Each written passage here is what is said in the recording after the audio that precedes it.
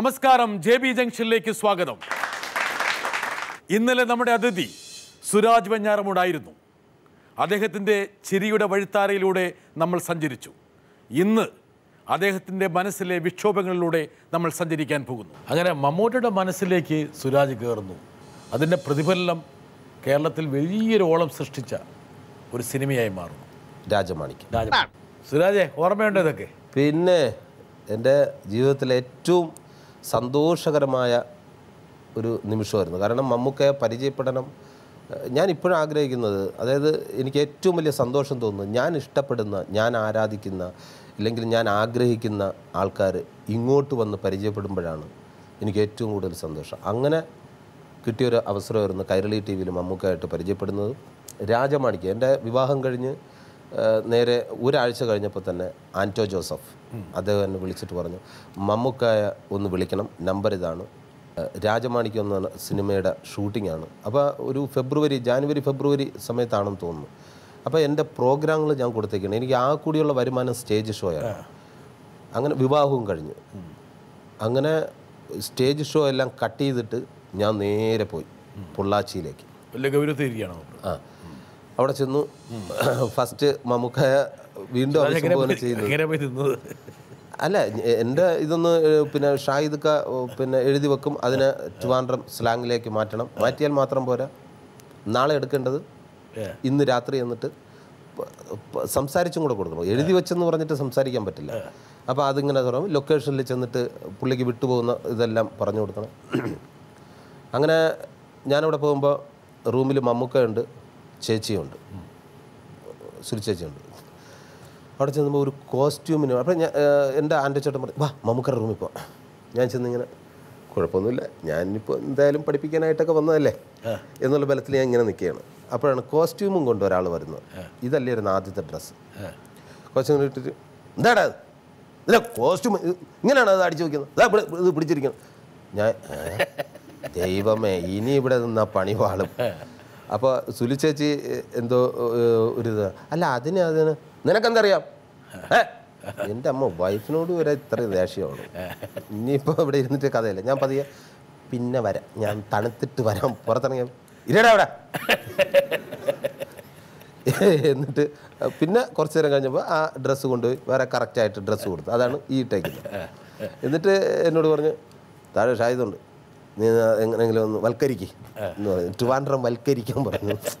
അങ്ങനെ താഴെ വന്ന് ട്രിവാൻഡ്രം വൽക്കരിച്ചു. കൂടെ നിന്നു. അതൊരു വലിയ അനുഭവം തന്നെയാണ്.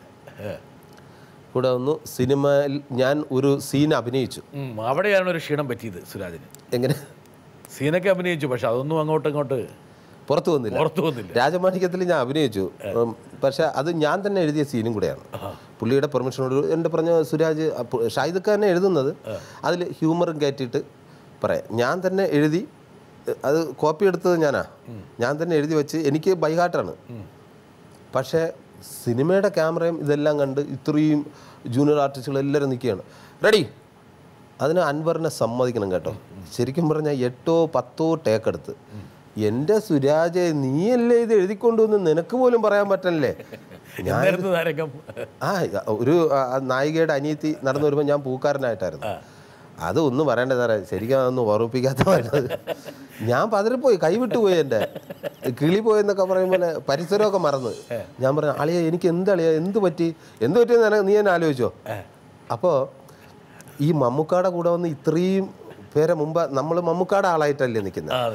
അപ്പം അതിൻ്റെ ഒരു കൈരളിയുടെ ആളാണ് മമ്മൂക്കാടെ ആളാണ് എന്നൊക്കെ പറയുമ്പോൾ മറ്റുള്ള ആൾക്കാരൊക്കെ, അതിലെ ടെക്നീഷ്യന്മാർക്കും പിന്നെ ബാക്കി പ്രവർത്തകർക്കൊക്കെ ഇവൻ്റെ ഇത് പൊട്ടിക്കാൻ പറ്റിയ ഒരു അവസരമാണ്.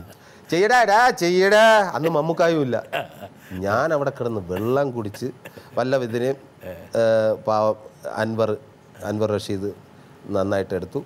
അതിനുശേഷം സ്റ്റുഡിയോയിൽ ചെന്നിട്ട് അൻവർ പറഞ്ഞു, മച്ചാ അത് ആ സീനിൻ്റെ ആവശ്യമില്ലാന്ന്, ഞാൻ കട്ട് ചെയ്യണം, നിനക്ക് വിഷമമൊന്നും തോന്നരുത്, അടുത്ത സിനിമയിൽ നിനക്ക് നല്ല വേഷം തരും എന്ന് പറഞ്ഞു. ഞാൻ പറഞ്ഞു, അയ്യോ അപ്പോൾ ഇത്രയും നാൾ ഞാൻ നിന്നതിൽ ആൾക്കാർ ഇങ്ങനെ തിരിച്ചറിയും, ഈശ്വരോ ഞാൻ മമ്മൂക്കായിട്ട് കൂടെ ഉണ്ടായിരുന്നതിന് എന്താ തെളിവ്.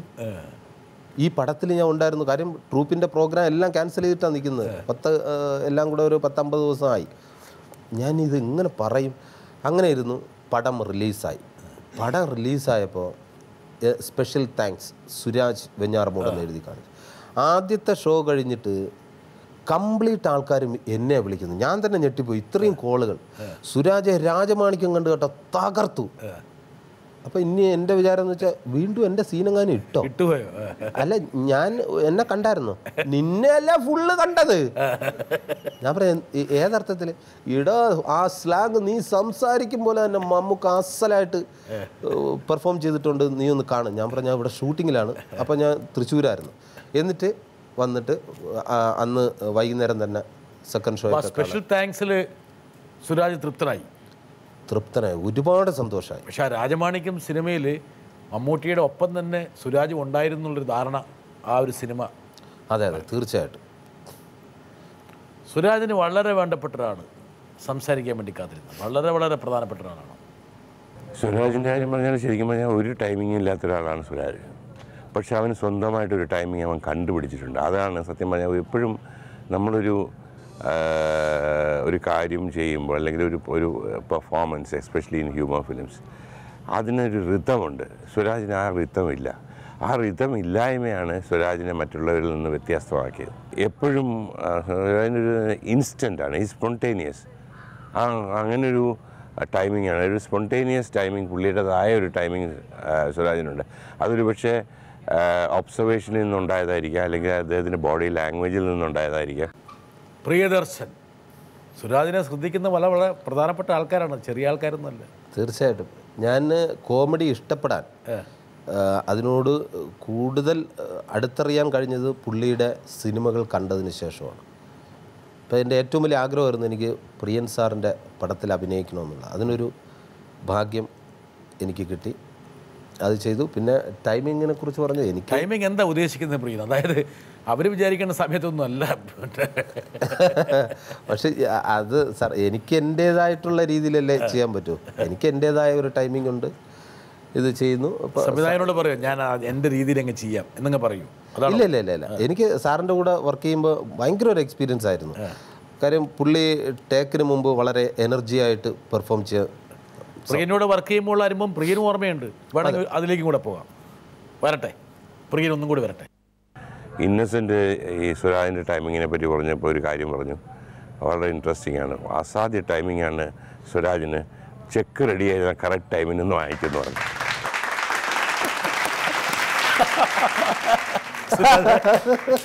ഇതാണ് ഭിത്തിയെ തേക്കുക എന്ന് പറയണേ. ഇല്ല, ഞാൻ ഈ ചെക്കിനോടൊന്നും വളരെ ആക്രാന്തം കാണിക്കുന്ന ഒരാളല്ല. എന്തായാലും സാറിനെ പോലുള്ള ആൾക്കാർ, അത് ഇന്നസെൻ്റ് ഏട്ടൻ്റെ കോമഡിയാന്ന് പറഞ്ഞു. പ്രിയൻ സാറിനെ പോലുള്ള ആൾക്കാർ അത്രയും വാച്ച് ചെയ്തതിൽ തന്നെ എന്നെ ഇത്രയും തിരിച്ച് എന്നെ മനസ്സിലാക്കാൻ കഴിഞ്ഞതിന് എൻ്റെ ഒരു വലിയൊരു ഭാഗ്യമായിട്ട് കരുതുകയാണ്. രാജമാണിക്യത്തിന് ശേഷം സുരാജിൻ്റെ പ്രയാണം ആരംഭിച്ചു. പിന്നീട് ഇങ്ങനെ എന്താ പറയുക, ഒരുപക്ഷെ മലയാള സിനിമയിൽ ഇത്രത്തോളം തിരക്കുള്ളൊരു നടൻ ഉണ്ടാകാത്ത ഘട്ടത്തിലേക്ക് സുരാജ് മാറി. സുരാജായി എല്ലായിടത്തും, എല്ലാ റോളും.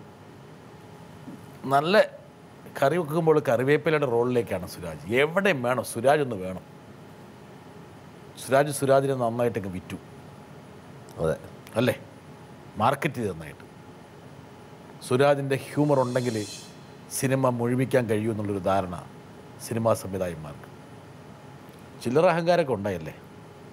ഇല്ല, അഹങ്കാരമല്ല സാർ. അതായത് ഈ ആഹാരം കിട്ടാത്തവന് എന്തെങ്കിലും കിട്ടുമ്പോൾ ഉള്ളൊരു സന്തോഷമുണ്ടല്ലോ, ആ സന്തോഷമായിരുന്നു. കാരണം സിനിമയിലേക്ക് ഒരിക്കലും വരും എന്ന് പ്രതീക്ഷിക്കാത്ത സമയത്ത് സിനിമയിലേക്ക് വരുന്നു. അതെല്ലാം കാണുമ്പോൾ ഒരു അതാ ശരിക്കും പറഞ്ഞാൽ അനുഭവിച്ചാലേ അറിയാവും. അപ്പോൾ നമ്മൾ സ്റ്റാർട്ടിങ്ങിലേക്ക് കയറിയിട്ട് ഇത് ഏത് വേഷം, ഇത് പോലീസ് ക്യാരക്ടർ എങ്ങനെയൊക്കെയാണ് പോകുന്നത്, സ്ക്രിപ്റ്റ് നോട്ടെ, തീർന്നു.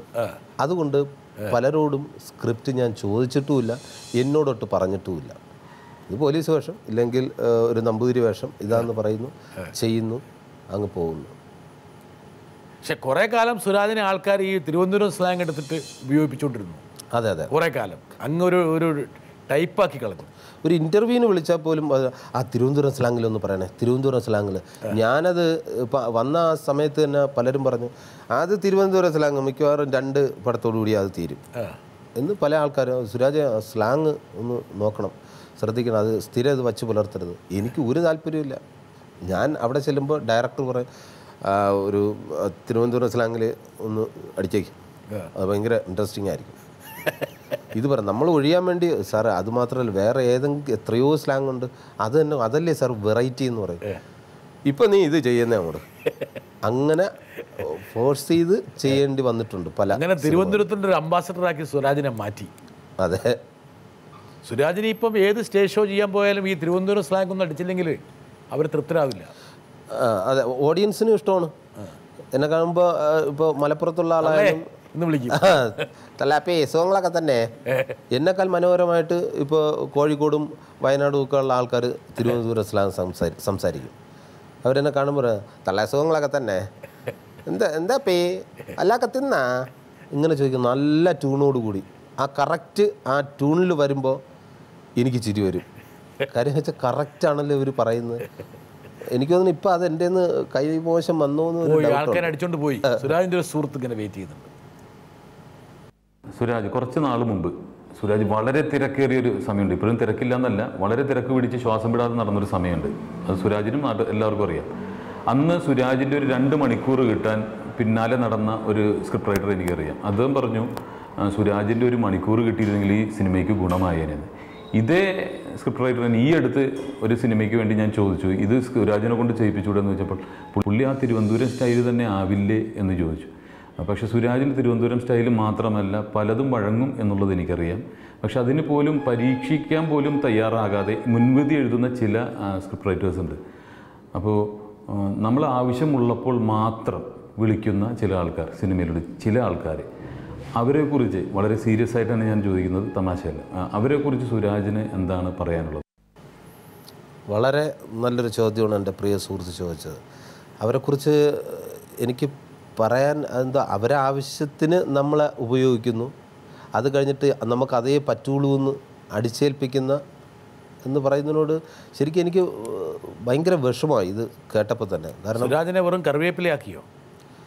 തീർച്ചയായിട്ടും അങ്ങനെ പല ആൾക്കാരും ഉണ്ടല്ലോ, സുരാജ് ഇത് അത് തിരുവനന്തപുരം സ്ലാങ് എന്ന് പറഞ്ഞ് അകറ്റി നിർത്തുന്ന ഒരു പ്രവണത. എനിക്ക് എല്ലാ സ്ലാങ്ങും ഇപ്പോൾ പുള്ളി പറഞ്ഞതുപോലെ എനിക്ക് എല്ലാ സ്ലാങ്ങും ചെയ്യാനറിയാം. ഞാൻ ഒരു ആക്ടറല്ലേ, എനിക്കെല്ലാം വഴങ്ങും. പക്ഷേ ചില ആൾക്കാർ പറയുന്നതെന്ന് പറഞ്ഞു കഴിഞ്ഞാൽ ഇതുപോലെ ചില തിരക്കഥാകൃത്തുകൾ അത് പറ്റില്ല. സുരാജിന് ഇപ്പോൾ ഒരു നമ്പൂരി അല്ലെങ്കിൽ കണ്ണൂരുകാരൻ അല്ലെങ്കിൽ ഒരു മലപ്പുറത്തുള്ള ആള് ഈ സ്ലാങ് ഒക്കെ സുരാജിന് വഴങ്ങും. തീർച്ചയായിട്ടും എനിക്ക് തന്നു കഴിഞ്ഞാൽ ഞാൻ പിന്നെ ആ സമയത്ത് എനിക്കിപ്പോൾ ഒരു കണ്ണൂർ സ്ലാങ്ങാണ് സംസാരിക്കുന്ന ഒരു ചിത്രത്തിൽ ഞാൻ ഇപ്പോൾ ചെയ്തിട്ടുണ്ട്, കണ്ണൂർ സ്ലാങ് സംസാരിച്ചിട്ടുണ്ട്. അപ്പോൾ ഏതാണ് ആ ഡയലോഗ്? കണ്ണൂർ സ്ലാങ് ഏതാണ്? എവിടെയാണ് ഊന്നൽ കൊടുത്തത്?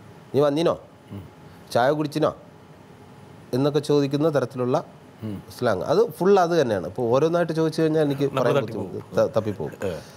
ആ സിനിമയിൽ മുഴുനീള ക്യാരക്ടർ ഞാൻ കണ്ണൂർക്കാരനായിട്ടാണ് അഭിനയിച്ചിരിക്കുന്നത്. അപ്പോൾ ഇതുപോലെ നല്ല വേഷങ്ങൾ എനിക്ക് ഇത് വ്യത്യസ്തതയുള്ള വേഷങ്ങൾ ചെയ്യണമെന്ന് ഒരുപാട് ആഗ്രഹമുണ്ട്.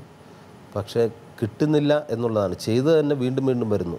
അപ്പോൾ ഞാനിപ്പോൾ ചെയ്യുന്നതെന്ന് പറഞ്ഞാൽ ഞാൻ ചെയ്യുന്ന തരത്തിലുള്ള ക്യാരക്ടറുകൾ, ഞാൻ ചെയ്ത് പോയ ക്യാരക്ടറുകൾ പലതും വരുമ്പോൾ ഞാൻ പറയും, ചേട്ടാ എനിക്ക് എന്തെങ്കിലും ഒരു വ്യത്യസ്തതയുള്ള ഒരു പെർഫോം ചെയ്യാൻ, വേറൊരു തരത്തിലുള്ള ഒരു ആക്ടിങ് കാഴ്ചവെക്കാനുള്ള ഒരു അവസരം എനിക്ക് തന്നൂടെ എന്ന് ഞാൻ അങ്ങോട്ട് പലരെയും, പല തിരക്കഥാകൃത്തിനെയും പല ഡയറക്ടറെയും അങ്ങോട്ട് വിളിക്കുന്നുണ്ട്.